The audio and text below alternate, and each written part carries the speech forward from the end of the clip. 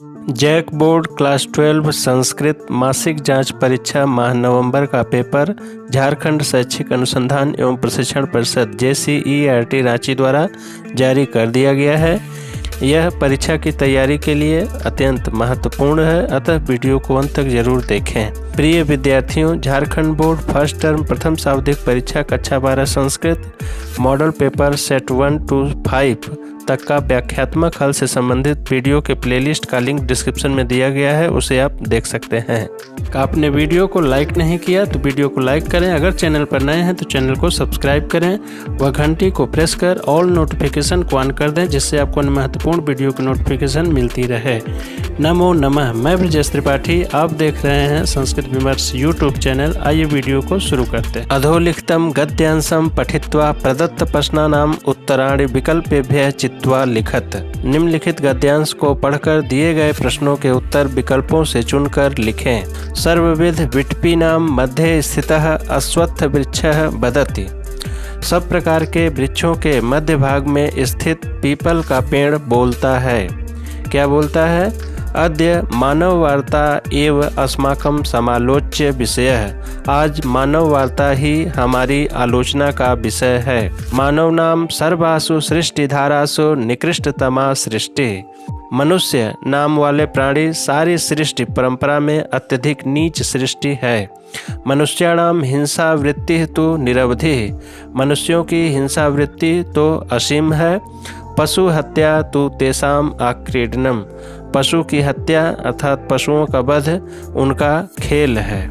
केवलम विक्लांत चित्त विनोदाय महारण्यम उपगम्य ते यथेच्छम निर्दयम च पशुघातम कुर्वन्ति। केवल थके हुए मन के विनोद के लिए बड़े जंगल के पास जाकर वे इच्छानुसार दया रहित पशुओं को मारते हैं। तेषां पशु प्रहार व्यापारम अवलोक्य जड़ानामपि अस्माकं विदीर्यते हृदयम्। उनकी पशुओं पर प्रहार की क्रिया को देखकर जड़ होते हुए भी हमारा हृदय विदीर्ण हो जाता है। विटपीनां मध्ये स्थितः कः वदति। वृक्षों के मध्य में स्थित कौन बोलता है? तो सही विकल्प होगा पहला अश्वत्थ वृक्ष है। समालोच्य विषयः कः। आलोचना का विषय है। सही विकल्प है तीसरा मानव वार्ता। केषां हिंसा वृत्ति निरवधि। किनकी हिंसा वृत्ति असीम है? तो सही विकल्प होगा पहला मनुष्याणाम। चित्त विनोदाय मनुष्याः महारण्ये किम कुर्वन्ति। मन के विनोद के लिए मनुष्य बड़े जंगल में क्या करते हैं? तो सही विकल्प होगा चौथा पशुघातम, अर्थात पशुओं की हत्या करते हैं।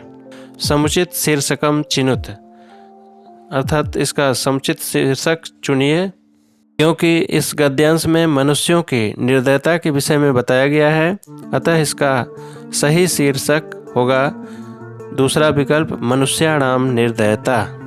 अधोलिखित प्रश्नानाम समुचितम विकल्पम चिनुत। निम्नलिखित प्रश्नों के समुचित विकल्प चुनें। यद्यपि संधि पदस्य विच्छेद भवति। यद्यपि इस पद का संधि विच्छेद होगा। सही विकल्प होगा तीसरा यदि जोड़ अपि। यहाँ यण संधि से ई को यह होकर शब्द बन गया है यद्यपि। उपजोड़ इंद्र इत्यस्य संधि रूपम भवति। उपजोड़ इंद्र इसका संधि रूप होगा। सही विकल्प होगा दूसरा उपेंद्र। यहाँ अ ई को ए होकर गुण संधि से उपेंद्र हुआ है। उपकृष्णम इत्यस्मिन् पदे कः समासः है। उपकृष्णम इस पद में कौन सा समास है? सही विकल्प होगा पहला अव्ययी भावः। इसका सामासिक विग्रह होगा कृष्णस्य समीपम। राजपुरुषः इति समस्त पदस्य विग्रह भवति। राजपुरुष इस समस्त पद का विग्रह होगा। सही विकल्प है चौथा राज्ञः पुरुषः। यह षष्ठी तत्पुरुष का उदाहरण है। कस्मिन् पदे कत्वा प्रत्ययम अस्ति। किस पद में कत्वा प्रत्यय है?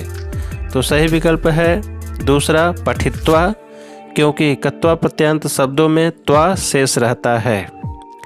संधि विच्छेदम कृत्वा संधि नाम नामानि लिखत।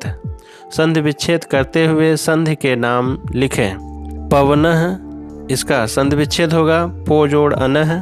संधि का नाम होगा अयादि संधि। तथापि इसका संधि विच्छेद होगा तथा जोड़ अपि, संधि का नाम होगा दीर्घ संधि।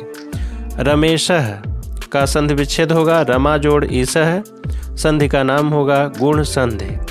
स्वागतम का विच्छेद होगा सु जोड़ आगतम और संधि का नाम होगा यण संधि।